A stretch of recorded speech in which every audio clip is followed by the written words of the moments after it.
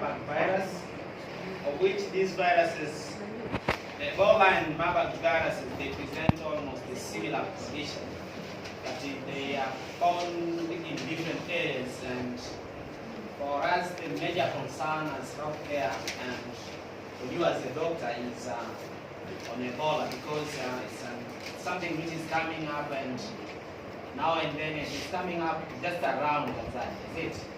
So we don't know if any day you may get posted somewhere where there is Ebola. So you have to get equipped and you have to know the basics of this disease, especially with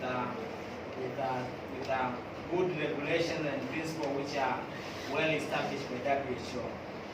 So the characteristics and the structures of Ebola and Marburg viruses. Ebola and Marburg virus are single-stranded RNA viruses, belong to the family filoviruses. So the filovirus are enveloped with a heliconucleocapsid, and actually they are single-stranded RNA viruses, and they are highly pleomorphic. They vary in shape.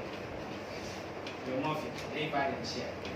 There's a minor antigenic overlap between Marburg and Ebola viruses. That's why they are grouped together. And now when it comes to Ebola virus itself, Ebola is a member of family of filoviruses, as I said earlier. And Ebola viruses are single-stranded, as I said earlier. They are enveloped, and the capsule covered the nucleus of the Iswati helicoid in shape. And again, the virion is in tubular appearance. You see, the virus is, the virion is in tubular appearance, as you can see here. It's in tubular appearance. It has the L protein, then the VIP 40, VIP 24, NV, VIP 30, 45, and RNA inside. As we said, it's an RNA virus, therefore it has to be with RNA inside. We have the characteristics of Marburg virus. Again, Marburg virus is the same family as Ebola, the filoviruses family. The Marburg virus are also single-stranded enveloped. The virion again is tubular in appearance, but we will find out that they are tubular, though inside the structure kind of different. You can see there's a difference from here and this one. Is it? Yes. But antigenically they overlap. Antigenically they what? So if they overlap antigenically, means that what makes our body recognize something is new or something is harmful is antigen. Do you know that? So if they overlap in antigen, means that they are kind of similar. Is it? Overlapping means that you are kind of similar. When you overlap with someone, means your character and that particular person's character is kind of what? Similar. So your appearance and his appearance may reflect the same thing sometimes. Is it? For that reason, our body recognizes Marburg and Ebola virus almost the same. For that reason, they present most of the time with the similar symptoms and what? Symptoms and signs. Maybe this hemorrhagic, bloodish. They can be the same from Marburg and what? And the Ebola. Why? Because the antigenic characteristics do overlap with each other. Are we together? So, you see the structure now? We have the key facts about the Ebola. These are key facts. First of all, Ebola virus, formerly known as Ebola hemorrhagic fever, is severe, often fatal illness in humans. It's fatal means that it has a very high possibility of killing someone. It's a very dangerous disease. Are we together? The virus is transmitted to people from wild animals and spread in human population through human transmission. And the average Ebola virus disease case fatality is around 50%. Therefore, there is chance for you to die if you acquire this disease 50%. This is very high. Are we together? 50% there is high possibility for you to die from this disease. A case fatality rate varied from 25 to 90% in past outbreak. The outbreak which happened previously in different countries, mostly in Western Africa, Western and Central Africa, of which there was possibility for people to die from 25% to 90%. So this is a very fatal disease, and health cares, they are mostly in danger because they are the ones first of all, to take care of the patient. Are we together? When someone is presenting the symptom of fever, symptom of flu, symptom of maybe abdominal pain, which are the similar like malaria, similar like other diseases, you may be very happy to save him. You may be very happy even to touch with bare hand, but automatically that particular person is sick from what? Ebola. And later on, too late, you may find you have touched even the saliva, you have touched even some mucous membrane, and again you end up what? You end up acquiring this particular disease. Therefore, you have to be very careful, and while you're saving, use the protective gears. That's very important aspect of the life. Sometimes we say, okay, this is not that much humanity, like touching someone with gloves, but again, for you to save more other people, you need to be safe yourself. Is it? Take care of yourself. Next is the first Ebola virus disease outbreak occurred in remote village in Central Africa near tropical rainforests, where these birds, we have fruit birds, which is the most host of these particular viruses. They are mostly found in these big forest areas, of which Central Africa is among. So the 2014-2016 outbreak in West Africa involved in the major urban areas as well as rural areas. Why? Because people in rural areas rural areas may be contacted with those hosts like fruits, birds, or other animals.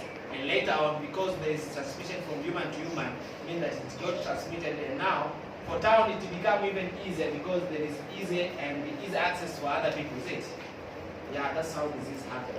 So the transmission is through that fruit bats of the Pteropodidae family are the natural Ebola virus host. These fruit bats is the natural Ebola virus host. Ebola is introduced to the human population through the close contact with our blood or secretion or organ and other bodily fluid of infected animals such as chimpanzee, gorillas, fruit bats, monkey, forest antelopes, and other organisms found ill or dead in the rainforest. What happened here, maybe someone may be in need of removing that organism to somewhere, or some people may want to eat that particular organism which have died from this particular virus, or there is any way maybe you get contacted with these fruit bats. When you get this virus, there's high possibility for you to go back to the home and spread to other people. Ebola then spread through human-to-human transmission via direct contact through broken skins or mucous membrane. The blood, secretions, organs, and other bodily fluids of infected people, and with surface and material. And the bedding, the clothing contaminated with these fluids, you can get infected with this disease. Therefore, even the bedding, the clothing, if they are contaminated with the fluid from the person who is sick from this virus, there is a high chance for you also to get the disease. Healthcare workers have frequently been infected while treating patients with suspected or confirmed Ebola virus disease. This has occurred through the close contact with the patient when infection control precautions are not strictly practiced. If they are not strictly practiced, there is high possibility for that particular person to get this disease. Also during burial ceremony that involve direct contact with the body of the deceased can also contribute to the transmission of Ebola. That component, like you practice in the community, say that I love this so much, my dad, is it? Yeah? Then you carry him with bare hands and you wash him with bare hand. You do everything with that dignity, yeah? Making sure that you have done it well. Sometimes you take care more than even when he was sick, is it? And what happened now, there's high possibility for people to acquire this. And it is very hard, again, for you as a health practitioner, you will see it in the community. It's very hard, again, to communicate and tell your people that they should not practice that because they feel like you want to isolate themselves from their natural practice, which is good. Right together.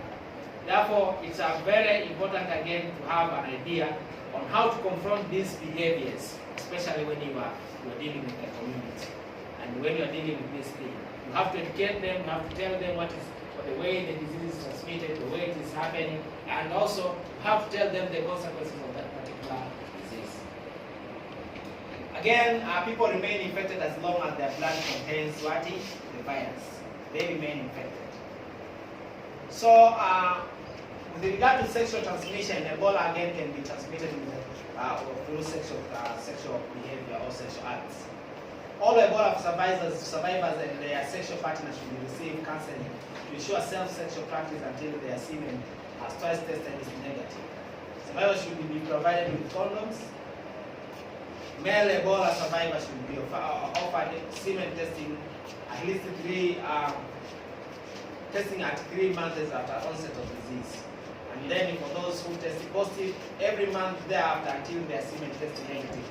The virus twice, something called a real-time PCR, real-time polymerase chain reaction, with an interval of weeks in between the rest.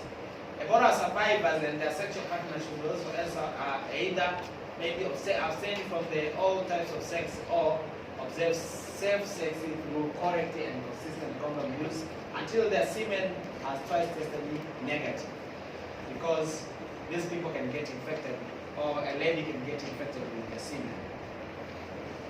Having tested negative, survivor can safely resume their normal sexual practice without fear of Ebola virus transmission, because this can be cleared for people who have been managed well. Based on the further analysis of ongoing research and consideration by the WHO Advisory Group on Ebola virus disease response, the WHO has recommended that male survivor of Ebola virus disease practice a safe and hygiene for 12 months from onset of symptom until their semen tests negative twice for Ebola virus. I'm reading this because they are the ones that you are going to use while dealing with people with that particular disease. Very good. These are key things you must remember while you helping someone with Ebola. You may end up having people who are going to work in Liberia, in other places who have been infected with this disease. Is it? The people want to work with WHO, is it? Yes. So if you're working with WHO now, you are located in an area like this, you have to be aware of what is happening. Until such time as semen has twice tested negative for Ebola, survivors should practice good hand and personal hygiene by immediately and thorough washing with soap and water after any physical contact with semen, including masturbation. Because during masturbation, there is a high possibility for someone to have semen in the hands. Are you clear? During this period, use the condom should be handled safely and safely disposed of so as to prevent contact with the seminal fluids. Seminal fluid can harbor a lot of these viruses.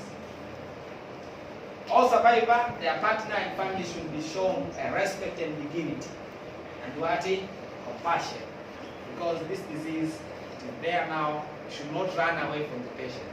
Are we clear? But you have to practice those hygienic behavior and making sure that everything is in place. But again, soon as it is known, guarantee is always there. Therefore, it will get managed well. So the issue of diagnosis, actually it can be difficult to clinically distinguish Ebola virus disease from other infectious diseases such as malaria, typhoid fever, and meningitis. Because as they say, they present with almost similarity symptoms. And for that reason, confirmation that symptoms are caused by Ebola virus infection are made using following diagnostic criteria or method. One, you have the antibody capture enzyme linked immunosorbent assay, ELISA. We have antigen capture detection test, of which to detect the antigen, of which is the virus itself. For antibody capture means that you detect the virus, the antibody which have been produced with response to the virus. We have the serum neutralization test, and we have the reverse transcriptase polymerase chain reaction, which is the real time. We have the rectal microscope, virus isolation by cell culture, are among tests which can be used to isolate the virus and tell us if someone has been infected. The pathology of this disease, actually, I was not having that time to go through that, to write for you, but in simple is, as this disease comes in the body, what happens is it causes a lot of inflammation reaction. And when inflammation reaction happens in different blood vessels, it can even permeate those vessels to release to give out blood. And that's why it is called hemorrhagic fever. Because complication of inflammation due to inflammatory reaction, due to virus itself, and due to response of the body, and the way it is fighting against that particular virus, Now, it may end up causing the hemorrhagic fever. But not all the cases which are caused by this disease may end up having this hemorrhagic fever. Some of them may not even present with the hemorrhagic fever, but they are caused by Ebola viruses. The major symptoms, that's why now we don't say hemorrhagic fever disease. Are we together? We say Ebola virus disease. Not as previously as that's why I wrote here, it is written that Ebola virus disease, formerly known as Ebola hemorrhagic fever. So before being called or titled Ebola virus disease means that people were thinking that a person who is sick from this disease must have blood, is it? Must be hemorrhagic. But that's not a case. The moment whereby there's no any kind of blood, that particular person is sick from this Ebola virus. And the major component you have to remember here is as you get infected by this disease, the integrity of the blood vessel goes away. If the integrity of the blood vessels goes away, it means that there is high possibility for you to ooze out the blood. That's why we say it's sometimes called hemorrhagic fever. Treatment and vaccine. Supportive care, mostly the rehydration, because if we say the blood vessels now are very permeable, means that this particular person is losing a lot of fluids, is it? A lot of fluid and is becoming dehydrated. Maybe he's vomiting, he's undergoing diarrhea, of which altogether they complicate dehydration within the body. And for that reason, for you to treat that particular patient, you need to really support him with the rehydrations, with oral and intravenous fluid, and treatment of specific symptoms for them to survive, because it is called the symptomatic treatment. Symptomatic treatment means that if you find person is having diarrhea, you manage diarrhea. If you find someone is having fever, you manage fever. If you find someone is having maybe vomiting, you manage vomiting. Headache, you manage headache. That is called the symptomatic treatment, not a compressive treatment. No, we don't treat mostly the source itself, we treat the symptoms.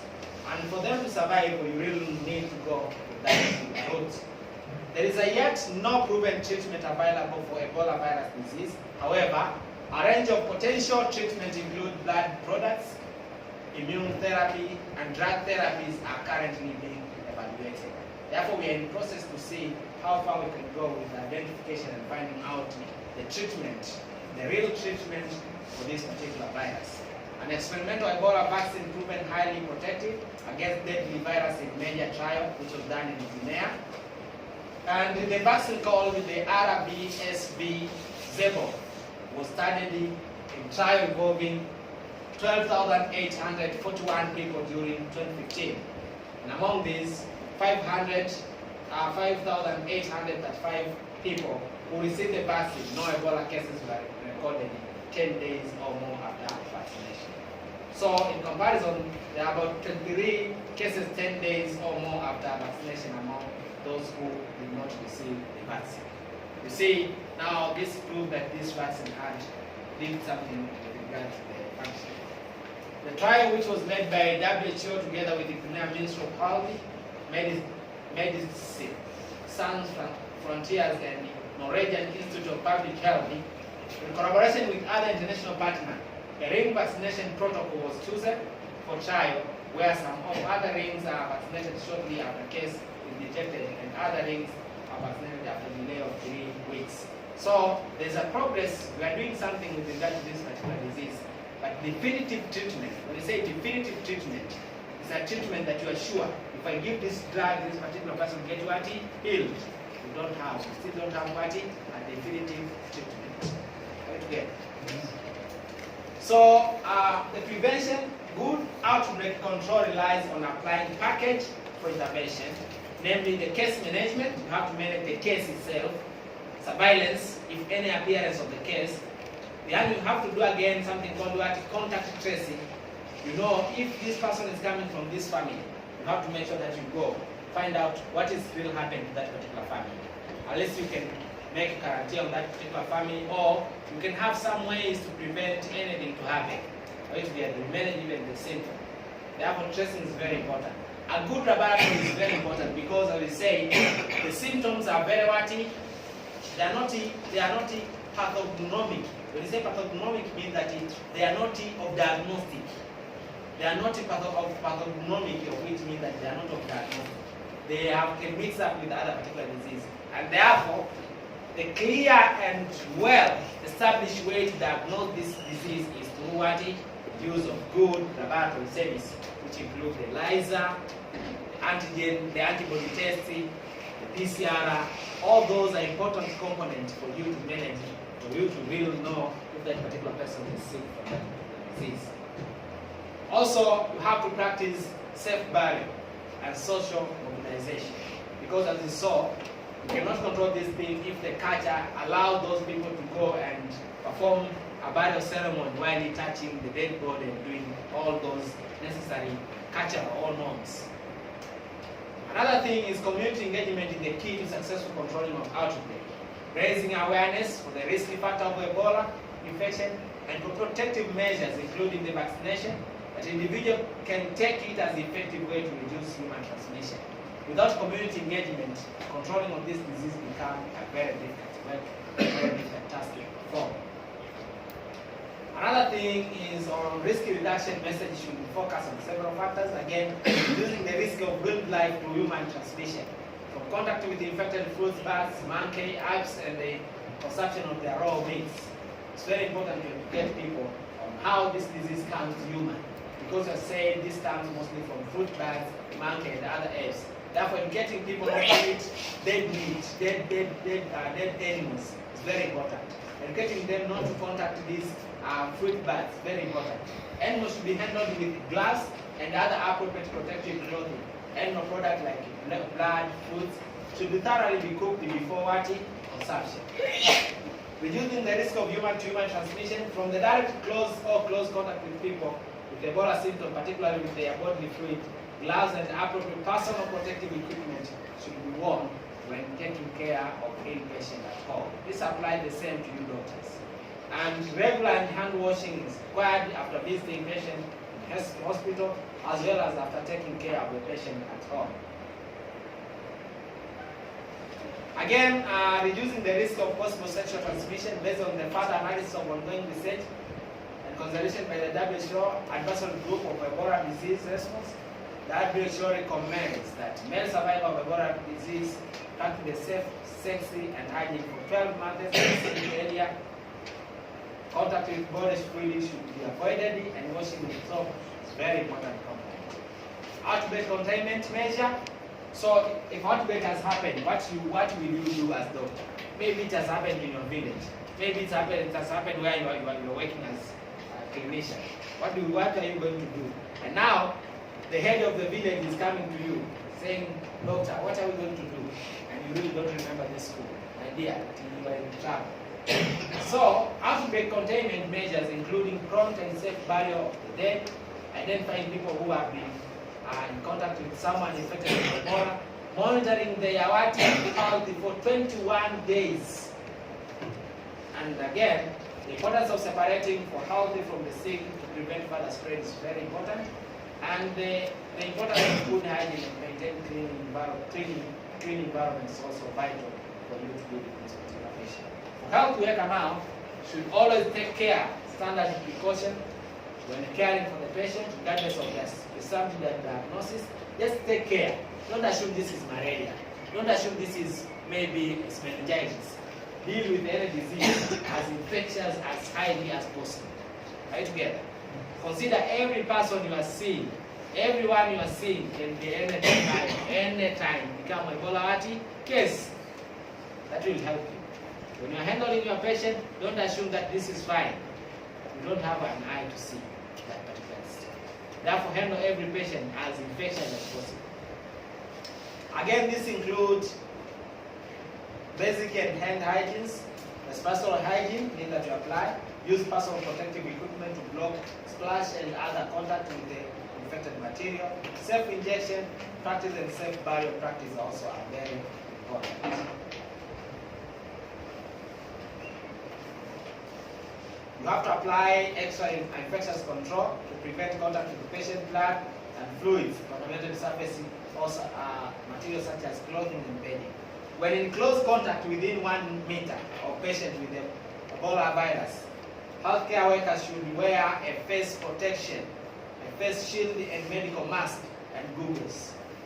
A clean non-sterile long-sleeved gown and gloves, sterile gloves for some procedures. Laboratory workers are also at risk. Sample taken from human and animal for investigation for Ebola infection should be handled by trained staff and processed in the suitably equipped laboratories, of which one of it is we have the KCRI. I think it's one of the centers that can do that testing. We have the disease caused by Marburg. Marburg hemorrhagic fever is a rare, severe type of hemorrhagic fever which affects both human and non-human primates.